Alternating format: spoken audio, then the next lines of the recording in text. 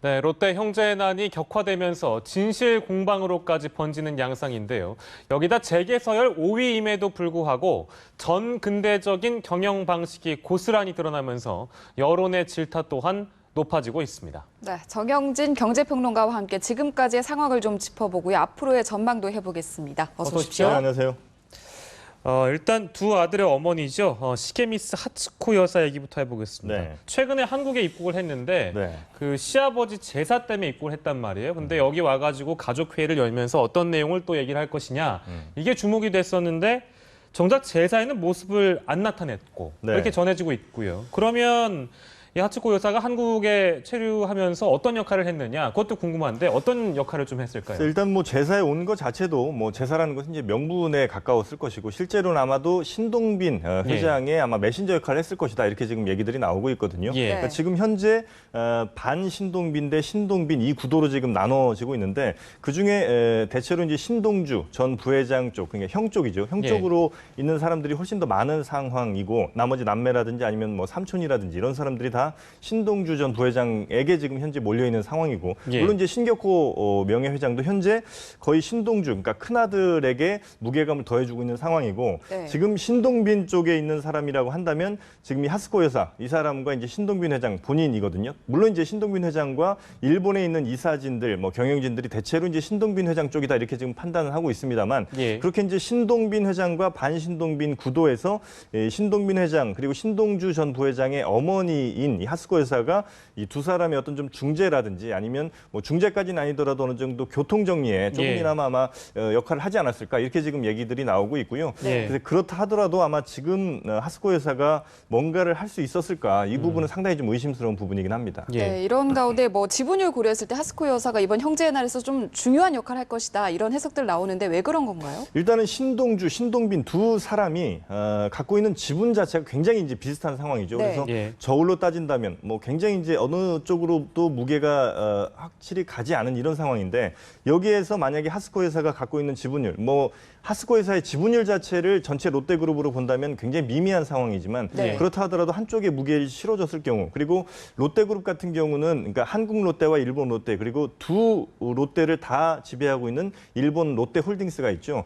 여기에서 그래도 어느 정도 영향력을 이 하스코 회사가 좀 하고 있다. 특히나 이 하스코 회사 같은 경우는 일본 쪽에 뭐 정책에 굉장히 발이 넓은 것으로 알려지고 있거든요. 그렇다면 이 하스코 회사가 할 수 있는 힘이라는 것은 분명히 둘이 아주 팽팽하게 맞섰을 때 한쪽에 무게를 좀 실어줘서 확실히 좀 이 균형을 좀 깰 수 있는 이 정도의 지분은 분명히 갖고 있다. 이렇게 본다면 하스코 여사가 뭐 갖고 있는 지분율보다는 훨씬 더 많은 힘, 많은 목소리를 좀 낼 수 있다. 이렇게 좀 볼 수가 있겠고 다만 그렇다 하더라도 신격호 명예회장, 이 총괄 회장의 뜻을 거스르기는 조금 역부족이 아니겠느냐 이런 이제 전망들은 나오고 있습니다. 네, 그럼에도 불구하고 이 그 하스코 여사의 어떤 역할, 교통 정리, 아들 사이에 이 가운데서 중재를 서서 어떤 이 진흙탕 싸움을 어떻게 정리를 하느냐. 이게 어떻게 보면 지금 우리 이번 주말 전까지의 상황이었는데요.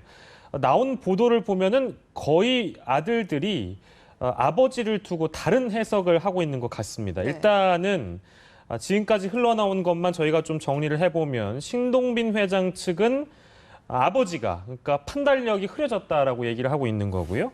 그리고 신선호 사장 그러니까 삼촌이죠. 삼촌의 경우에는 뭐 녹취 또 문서까지 간 신동주 전 부회장의 측에 서 있는 이 삼촌의 얘기를 들어보면 건강엔 큰 문제가 없다. 이거 저희가 어떻게 바라봐야 됩니까? 그러니까 일단은 그 신격호 회장의 위상이라든지 그 롯데그룹 내에서 차지하고 있는 무게를 우리가 좀 고려를 해봐야 되는데 물론 이제 지금은 상당히 약해진 것이 사실이고 어느 정도 경영도 이 두 아들들에게 많이 좀 맡겨놓은 상태이기 때문에 지금은 과거 경영 일선에 있을 때보다는 훨씬 더 무게가 줄어들긴 했습니다만 신격호 회장의 어떤 그 그룹 내 위상이라는 것은 그 위치라는 것은 정말 누구 하나도 토를 달 수 없을 정도로 아주 절대적이었거든요. 때문에 때문에 예. 신격호 회장의 말 한마디 혹은 뭐 지시 하나가 그 그룹 전체를 좌지우지할 수가 있는 것이었기 때문에 신격호 회장의 말이 어디로 가느냐가 이제 두 아들 모두가 굉장히 중요한 것이고 예. 지금 신동주 그러니까 큰 아들에게 좀 더 힘을 실어준 얘기들을 하고 있기 때문에 신동빈 회장 측 입장에서는 당연히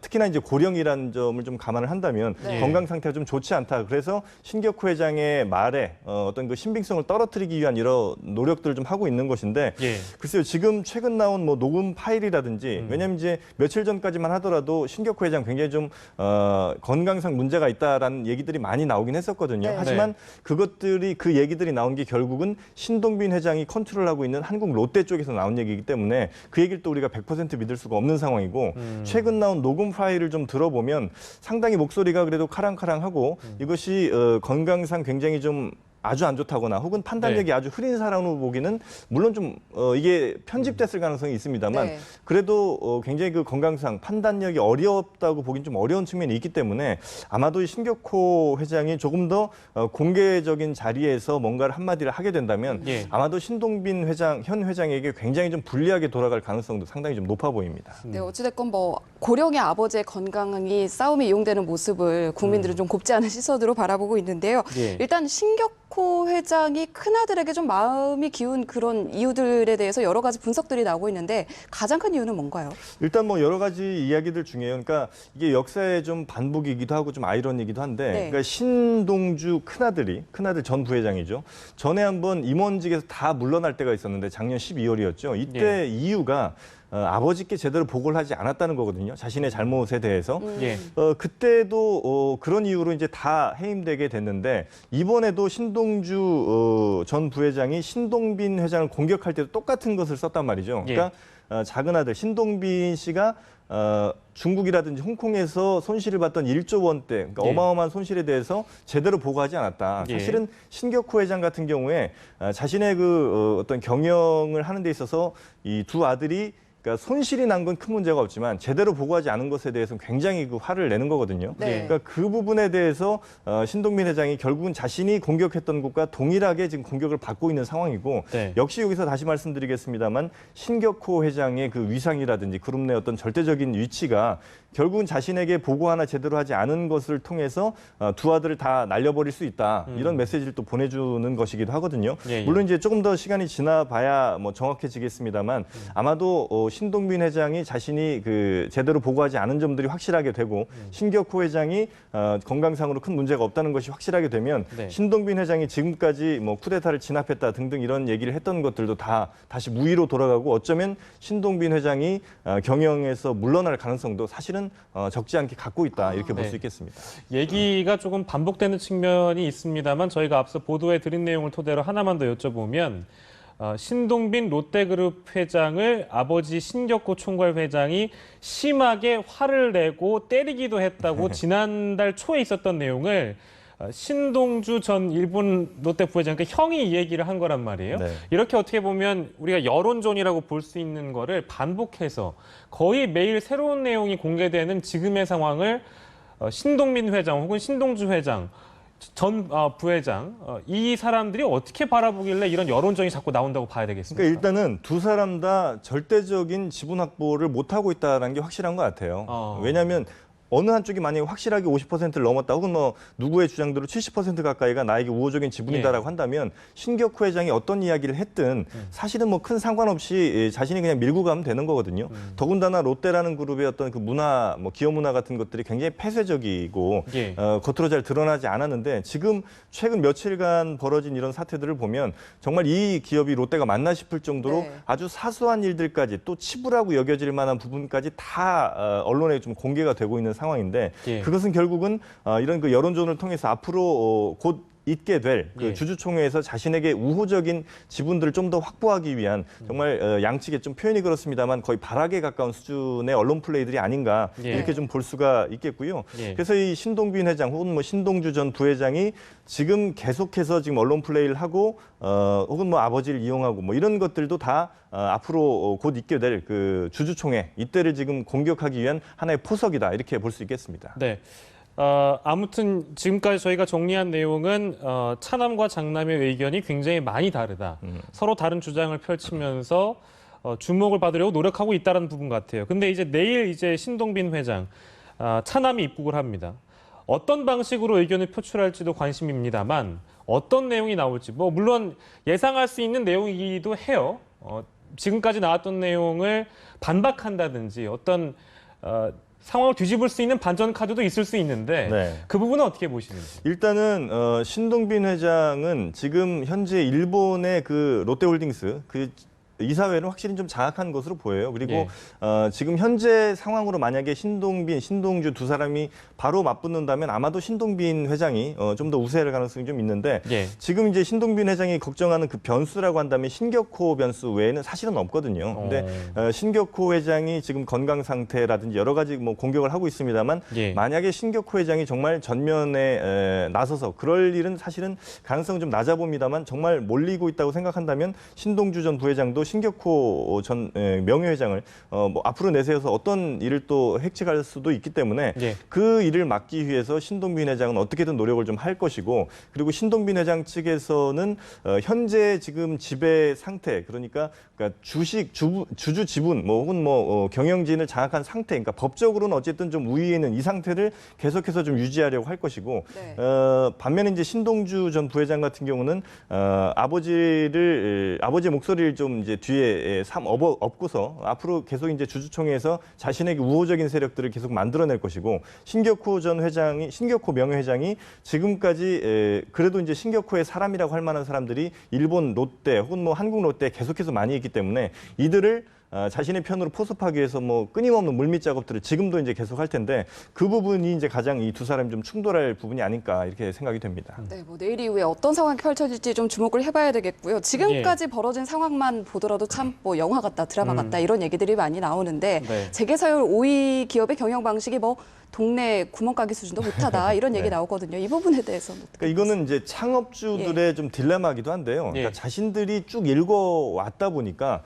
자신들이 예를 들면 뭐 7, 80년 전 혹은 뭐 5, 60년 전에 했던 그 행태대로 했는데 지금까지 잘 돼왔단 말이죠. 그러니까 롯데 같은 경우도 지금 뭐 예를 들면 과자 만들던 회사에서 지금의 재계 서열 5위까지 올라올 수 있었던 것은 사실은 신동빈, 신동주 두 사람의 역할은 거의 없었다고 보고 그러니까 신격호라는 정말 1인 절대자 아래에서 지금 가능했기 때문에 신격호 명예회장은 지금 자신이 해왔던 수십 년 혹은 뭐 정말 반세기 이상 해왔던 이 일들을 포기할 이유가 사실은 별로 없는 것이죠. 그래서 자신이 한마디를 했을 때 그 그룹이 일사불란하게 움직이는 모습들 이런 것들을 자신이 굉장히 선호를 했었고 그 방법대로 해서 지금의 롯데를 읽어왔다 이렇게 이제 판단을 하는 것인데 때문에 이제 지금 기준으로 보자면 지금의 어떤 뭐 기업 공개나 이런 것들을 보자면 사실은 좀 맞지는 않죠. 지금 현대 사회에서 맞지는 않는데 신격호 회장은 그런 얘기도 했다고 하죠. 예전에 신동빈 회장이 한번 롯데 쇼핑인가 한번 그 기업 공개를 할 때, 그러니까 기업 공개를 해서 이제 주주를 전국에서 이제 모을 때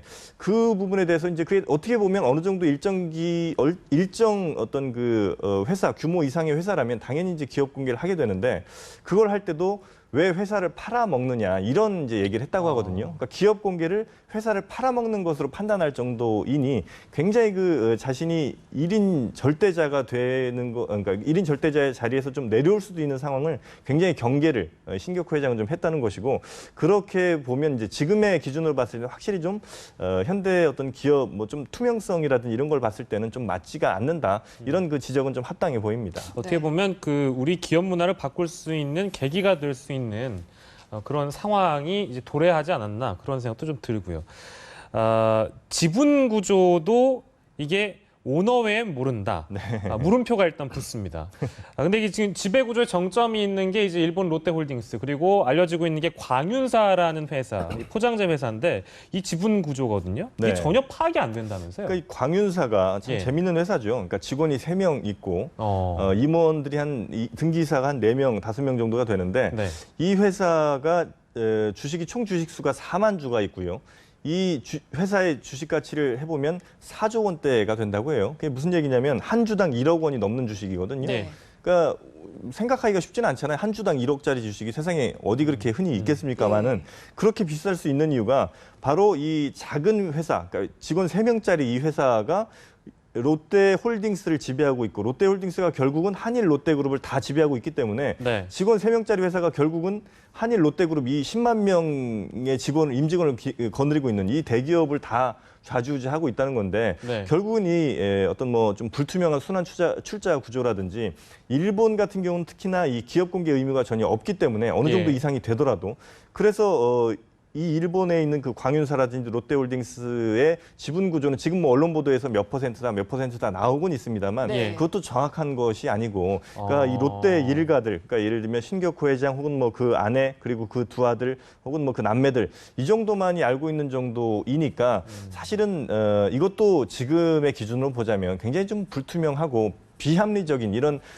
경영 지배 어떤 행태라고 볼 수가 있을 텐데 이것도 아마 좀 말씀하신 것처럼 이번 기회에 조금은 바뀌어야 되지 않을까 이런 생각도 좀 듭니다. 네, 말씀을 해주시는데도 상당히 어렵고 참 복잡한 느낌이 드는데 예. 이번에 갈등이 계속해서 이어지다 보니까 아무래도 뭐 한국 롯데, 일본 롯데 분리해서 경영해야 되는 거 아니냐 이런 목소리도 나온다고 하더라고요. 네. 근데 사실은 저는 예. 이 가능성은 이제 제일 크다 이렇게 좀 보고는 있거든요. 왜냐하면 지금 신동빈 회장도 물론 이제 하나의 롯데, 하나의 경영, 하나의 이제 뭐 자신이 이제 총괄해서 다 운영하는 것을 이제 생각을 하고 있고 신동주 전 부회장도 아마도 아버지를 물려받아서 그렇게 아버지의 뜻을 물려받아서 양국을 다 이제 지배를 하겠다는 생각을 하고 있습니다만 아마 두 개 다 어느 한쪽으로 가게 되면 굉장히 아마 한쪽이 입는 피해가 클 것으로 보이고 예. 이런 그 지분 싸움 같은 경우는 대체로 세력 대 세력의 싸움이기 때문에 한 세력의 완전한 몰락이 되지 않으면 이건 어려운 일일 수 있거든요. 때문에 아마도 그런 그 거대한 손실을 내기보다는 아마도 원래 그랬던 것처럼 그러니까 일본 롯데는 신동주 전 부회장이 다시 가져가고 예. 한국 롯데는 신동빈 회장이 가져가는 정도로 교통 정리가 좀 되지 않겠느냐. 예. 그렇게 보면 일단은 지금 뭐 신동빈 회장도 실리와 명분을 다 찾을 수 있는 게 한국 롯데가 일본 롯데보다 한 20배 정도 큰 기업이다 보니까 자신이 실리도 가져가고 내가 사실상 한일 롯데의 뭐 진짜 회장이다라는 이제 명분도 가져갈 수 있는 거고 신동주 전 부회장 같은 경우도 일본 롯데 그룹을 자신이 이제 총괄해서 운영을 하다 보면 아마도 원래 이 롯데 태생부터가 이제 일본에서 시작된 기업이기 때문에 내가 적장자다 이런 이제 명분을 가져갈 수가 있겠고 지금 모든 것을 다 잃는 것보다는 그게 더 훨씬 실리를 얻는 것이기 때문에 저는 그 정도로 교통정리되는 게 가장 좀 롯데그룹 내에서 볼 때는 그래도 상처가 덜한 이런 수순이 아니겠느냐 생각을 좀 합니다. 네. 결과적으로 그 주주총회 얘기가 나오고 있는데 날짜는 일단 오는 10일 개최가 유력하다 이렇게 전해지고 있는 것 같아요. 근데 그 네. 날짜도 저희가 정확하게는 알 수가 없는 상황이에요. 네. 그렇게 전해지고 있는 거고요. 그리고 만약에 주주총회가 열린다고 한다면 표심이 어느 쪽으로 몰리느냐 저희가 조심스럽게 좀 예측을 해볼까요? 글쎄요, 뭐 일단 10일이라는 것도 뭐 말씀하신 것처럼 정확한 게 아닌 게 이제 일본 롯데홀딩스 이사진이 이사회를 통해서 이제 결정을 하는 거거든요. 근데 아직도 그게 뭐 대외적으로 발표된 것이 아니고, 근데 신동빈 회장이 언제 열 수 있느냐를 가장 이제 좌지우지할 수 있는 사람인데 그러면 자신에게 가장 유리한 시점에 주주총회를 열 것이란 말이죠. 예. 그때 이 신동빈 회장이 볼 때 지금 상황, 그러니까 지금 자신이 어느 정도 장악하고 있는 상황에서 빨리 주주총회를 여는 것이 더 유리할 수도 있겠고 예. 또 반대로 생각하면 지금 확실하지 않은 상황보다는 완전히 주주들을 좀 장악했다. 그리고 자신에게 우호적인 지분이 확실히 좀 생겼다라고 판단할 수 있는 시점에 주주총회를 여는 게 유리할 수도 있을 텐데 역시 또 하나의 변수는 계속해서 그 신격호 회장의 변수거든요. 예. 여전히 그 그룹 내에서 절대적인 위상을 차지하고 있는 신격호 회장이 어떤 말을 하느냐에 따라서 주주총회 결과가 완전히 바뀔 수도 있기 때문에 신동빈 회장은 그 변수를 최소화할 수 있는 어떤 법적 장치들을 마련해 놓은 상태에서 아마도 주주총회를 좀 열지 않겠느냐. 예. 그렇게 본다면 저는 오히려 10일보다 더 늦어질 가능성도 상당히 좀 있다. 이렇게 좀 생각을 합니다. 네, 알겠습니다. 오늘 롯데그룹 이야기를요 정영진 경제평론가와 함께 해봤습니다. 오늘 고맙습니다. 네, 잘 고맙습니다. 들었습니다.